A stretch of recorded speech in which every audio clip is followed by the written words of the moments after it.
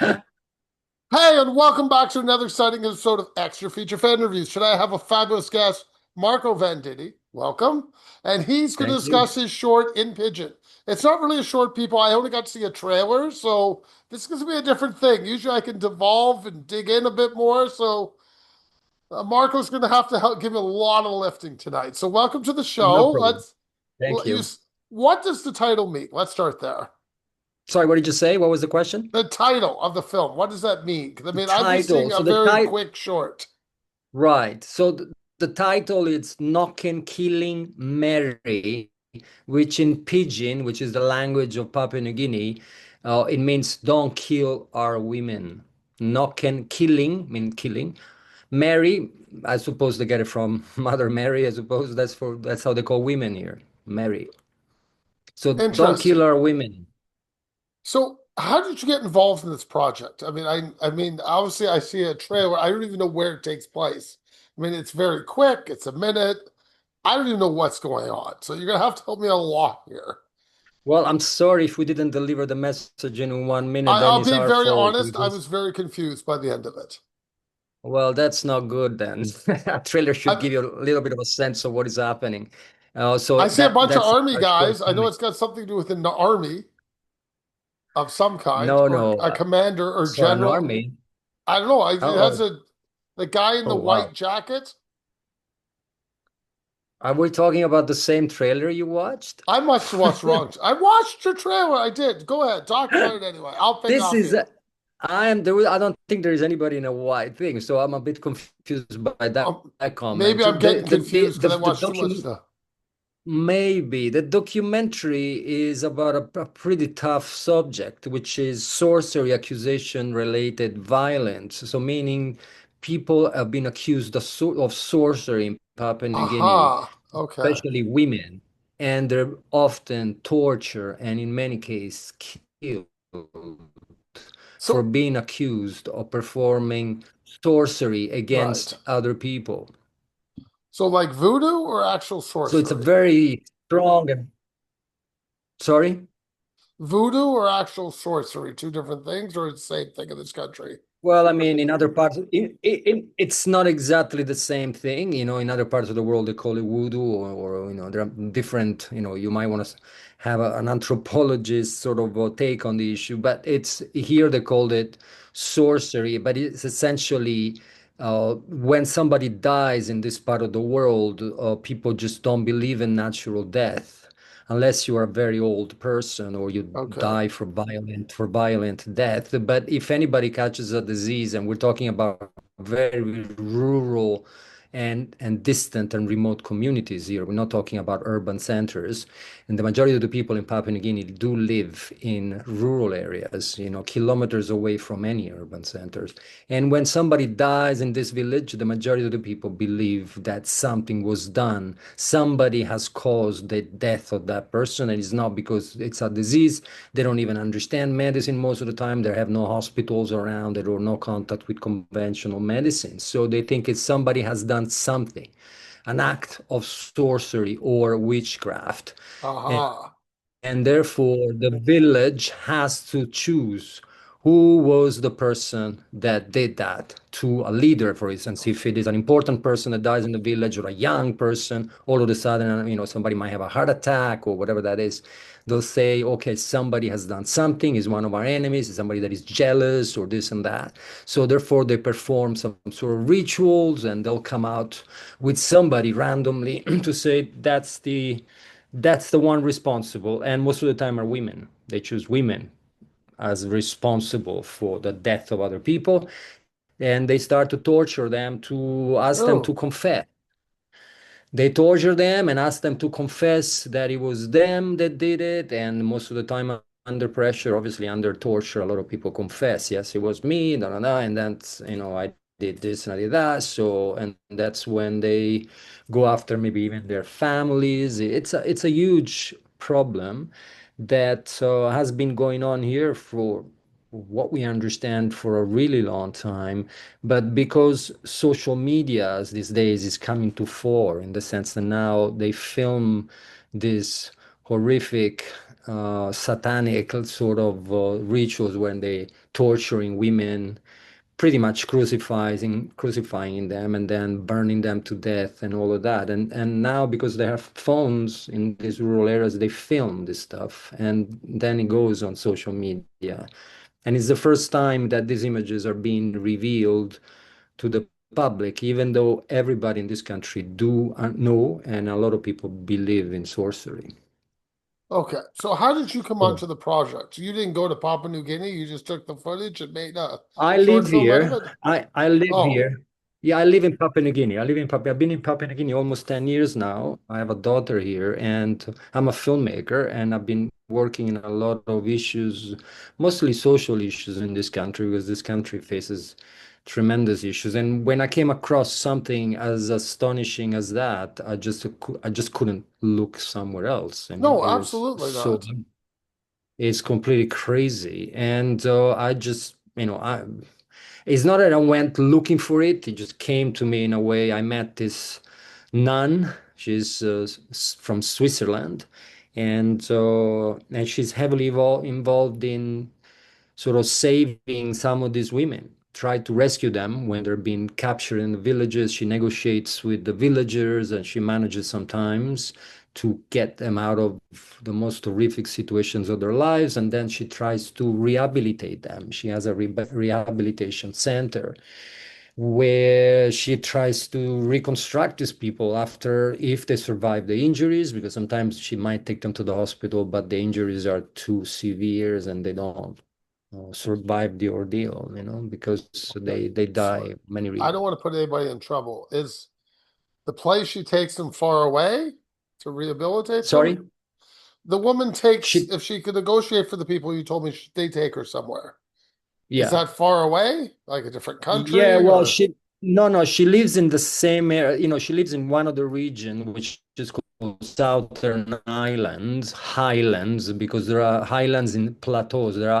Papua New Guinea is the only country in the Pacific that does not have just sort of atolls and islands and all that. Has really high mountains in the interior, up to 4,000 meters high, and a chain of mountains, and is the only country in the Pacific that has that kind of topography. And the majority of these events happen deep inside the interior of Papua New Guinea, in very remote areas. And she does live in one of these remote areas in an urban center that is there, if you can call it so, which is called Mendi, and it's the capital of Southern Islands. And she has a rehabilitation there and another rehabilitation even more remote where she keeps these women. But she's protected by the community where she works, let's say. It's not a work, it's her mission, really.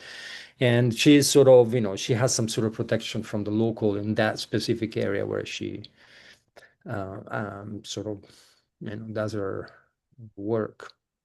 Okay, like you open up. How did you find out about her then? I found out her through some other work that I was doing in terms of documentaries. I came across to some of her interviews that she did, so I decided that I would have liked to spend some time with her. So I went to spend about a week in her rehabilitation center, and I saw the way she was working with these women.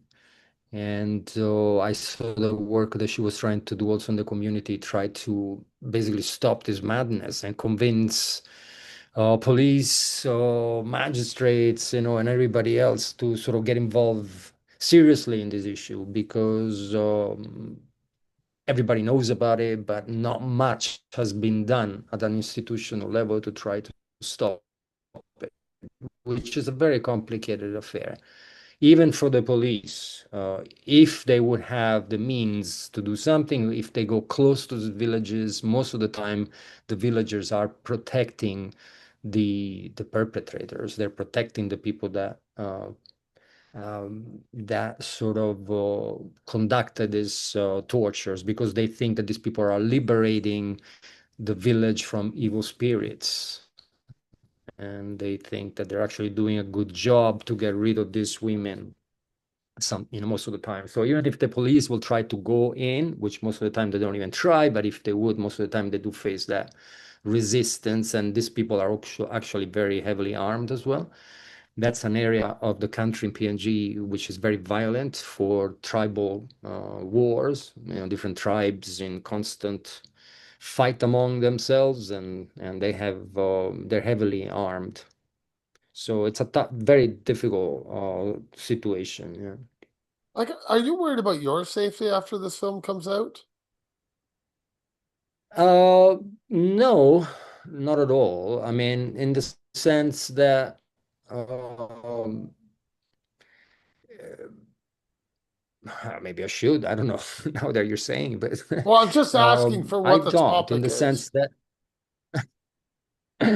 I mean, perhaps if I would be living in those areas, maybe yes. But I do live in Port Moresby, which is the capital of Papua New Guinea, and it's an urban center. It's by the coast. It's facing south towards Australia, very very close to Australia, and it's obviously a different ball game down here. I do go up there when I did go up there when I had to film, but obviously I don't live there or anything like it. There is a general consensus in the country that this has to come to an end, but the problem is so difficult to solve that it's very difficult actually to try to fix it, frankly, because the majority of the people in these rural areas do believe in this stuff. So it's not like a single person that decides to torture a woman secretly in his basement. It's something that happens in the village, in the central, part of the village. If it was in Europe, it would be a square, but there's no square. There's just villages, and this sort of things happen in front of everybody, and most of the time, even kids take part of these events. They're like spectators while women are tortured. So there's a lot of kids in that area that grow up seeing that kind of stuff. Imagine where you're Hmm. from. What I'm part of the world are you from? I'm in Canada, so we have In nothing like Canada. this at So all. so imagine that when you were 7 years old, in as an afternoon entertainment, you have seen a woman being tortured to death with your I, friends. I guess it would be a regular occurrence. I guess I'd be accepting of it because everybody else is accepting of it. I find it Yeah, very but think, strange now to say at 7 years old I was watching this, knowing what I know now. yeah, but imagine what would it do to your beliefs, what is right and what is wrong, what is I think it possible would blend them. to do. I don't think I would know because the thing is, I always argue ignorance sometimes is bliss, right? It really is. Because if you don't know, you don't True, know. But if this is their culture and they're true. accepting of this culture, who am I to change that culture?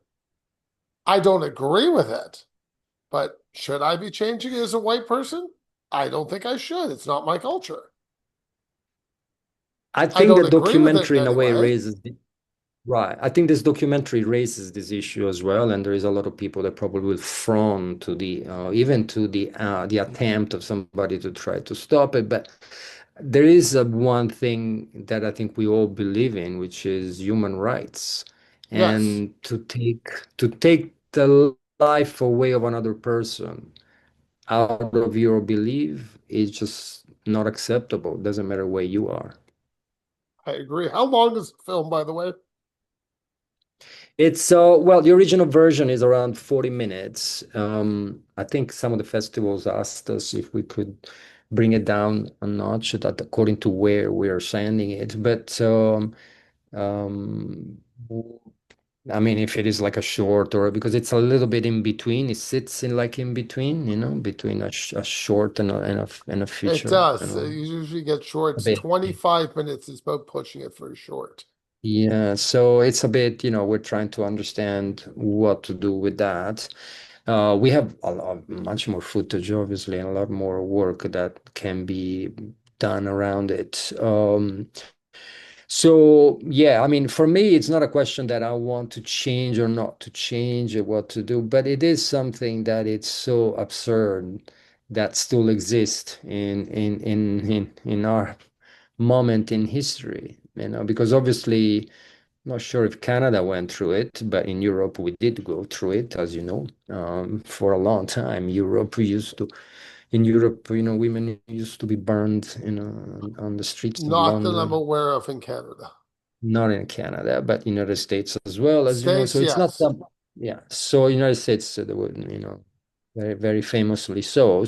So it's not something that hasn't happened in other part of the world. It's just very, very disturbing that it still happens, in the 21st century, and that so little has been done about it in this country because it's very difficult to do something about it. But it's also a question of gender as well, because women obviously in this part of the world are a bit in trouble, very often. It's a So, very tough I, society for women. Mm. who did you talk to for the documentary? Obviously, I know you talked to this one woman. What other people did you talk to? Uh, the United Nations supported the documentary, the United Nations Development Program, because they're also involved up there. They're trying to, help and work with the community in trying to stop this. So the documentary was supported by them as well, and there is the international also take on the story plus the local take. So we're trying to sort of hear both sides of the story. Do you, I'm trying to think. Do you think this will ever air in Papua New Guinea? Sorry? Do you think they'll ever air where you are What? on TV, your documentary? It did. It did. Not on TV. Not on TV. We presented it at the University of Papua New Guinea. But so there was also, it's an uncomfortable subject matter that, when something it's too ugly, it's pretty difficult to put it out there. It stinks and it's ugly and you don't want to look at it. And it's a human it's a normal reaction in a way. Unfortunately, it is. When something is too horrible, you want to look away from it. And so as a filmmaker, frankly, I felt exactly the opposite. I couldn't look away from it, So, at the end of the day, films, documentaries, whatever it is, becomes, from the audience, it becomes a subject. It's a subjective thing. Whatever you get out of it, whatever you make out of it. A lot of people will want to walk away or look away. It's how it is, right? And other people might see this as an opportunity to understand something that is happening in a part of the world, and what can be done about it as well on the long run. Though Because you're these women all are really, yeah. Go ahead. no, I was letting you finish. Do all your films take place in Papua New Guinea, or do your other documentaries take The place in other majority of, places? yeah, I've been working here for several years now. I worked also in Europe, but I got sort of fascinated in a way with this country because Papua New Guinea, it's known to be sort of a kind of a paradise for the anthropologists, because it's a very unique case, in this part of the world, in the sense that the people from the interior of Papua New Guinea came in touch with the Western world only in the 1930s. So you can imagine. And we're talking about millions of people that they were living in this really isolated mountain valleys at 3,000 plus meters high, and so it offers a lot of opportunities and stories that you don't find very often as a documentarist in other parts of the world. It's a very intense and very brutal in a way society, and very it kind of brings to the fore a certain aspect of human nature that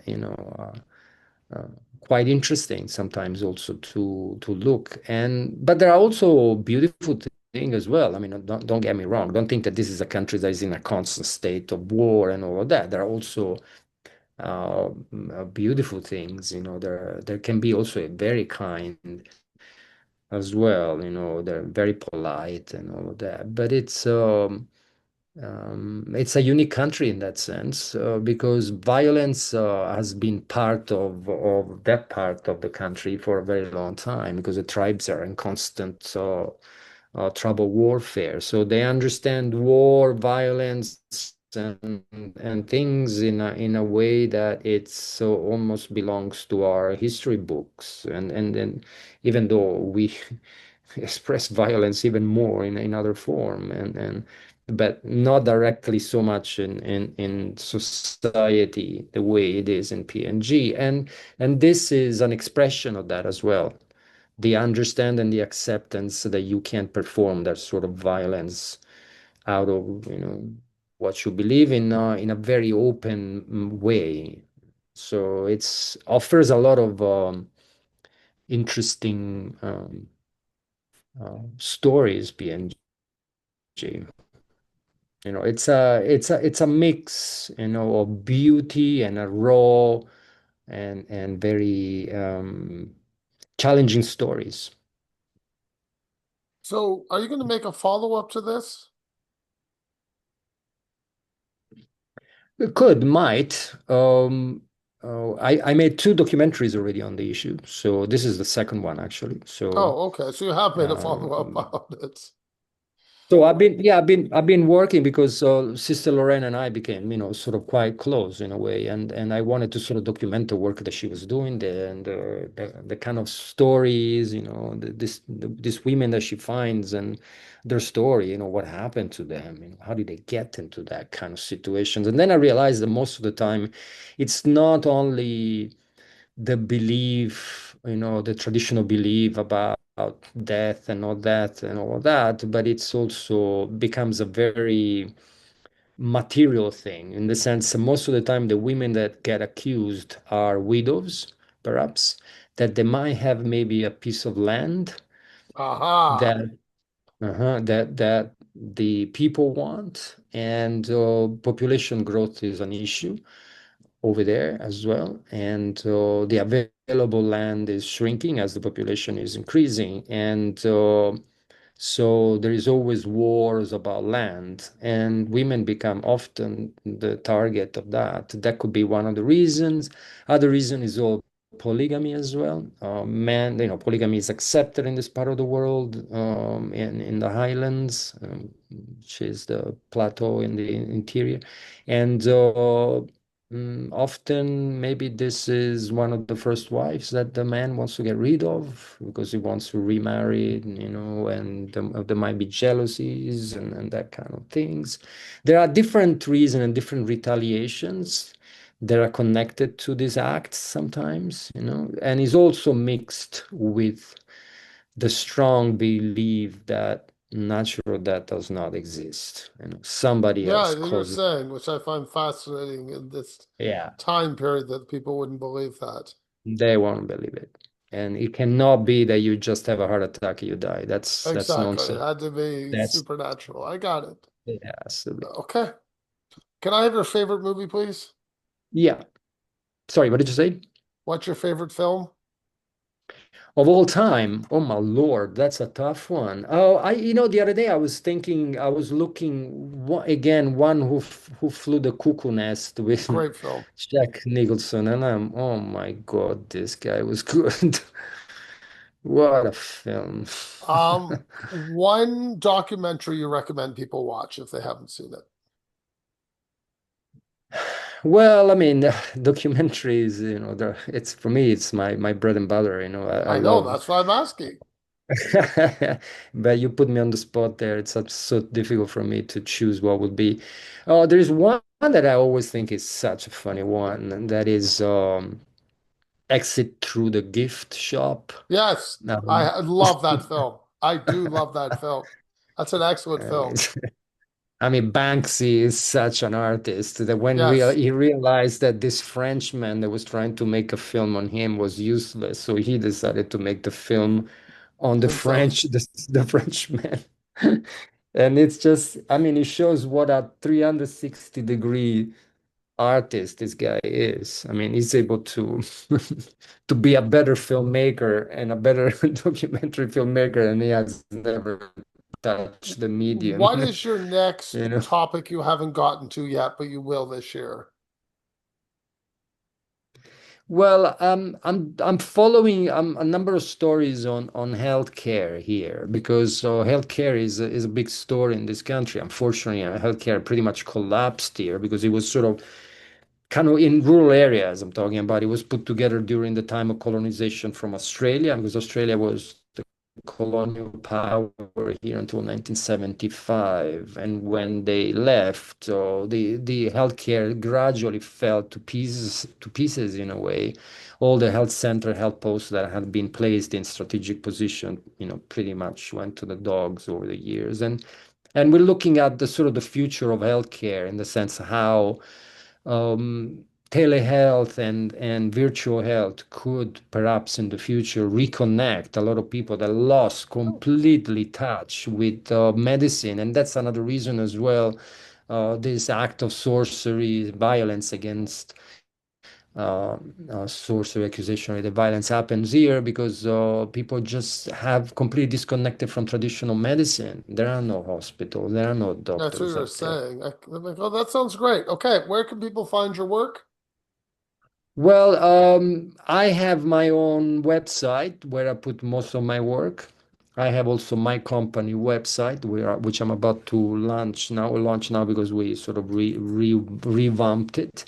But under my name and you will see most of my documentaries in there. You will see how much work I've done also on the issue of sorcery accusation related violence, but also on other issues that I came across, social issues in PNG. And so now I'm concentrating on health because I think they're connected, and I think hopefully technology can do something about this. Like you and I now, we're talking from Canada and Papua New Guinea, and the same can happen between doctors and patients in every Oh, any part of the absolutely. world. You know, Absolutely. so technology in a way, it's a great enabler. So I think it can help and for this down here. Okay, thank you for your time and have a great evening. Thank you so much. I really appreciated your question, your time, and your capacity of listening to people. You seem to have a very good, you're a good listener. Thank you. Bye. All right. You take care. Bye.